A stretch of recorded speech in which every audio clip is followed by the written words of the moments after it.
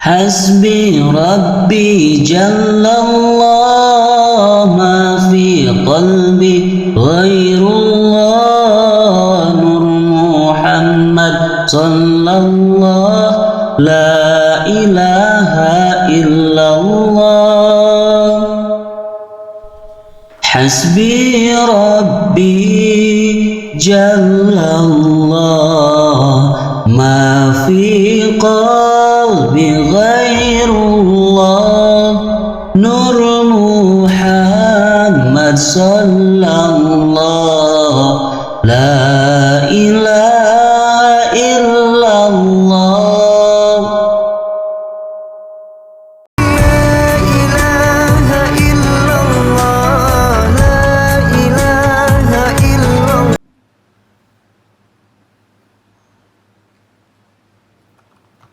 Bismillahirrahmanirrahim. Talim kita, talim baru lagi, makomat tasawuf ya. Kita masuk ke makomat 3 ya. Wara. Tobat fakir wara.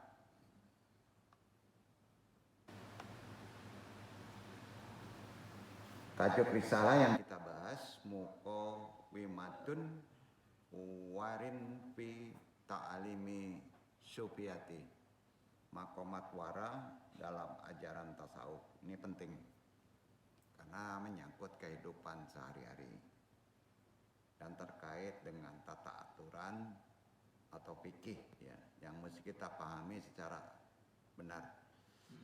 Langsung saja ke risalah. Assalamualaikum warahmatullahi wabarakatuh. Waalaikumsalam warahmatullahi wabarakatuh.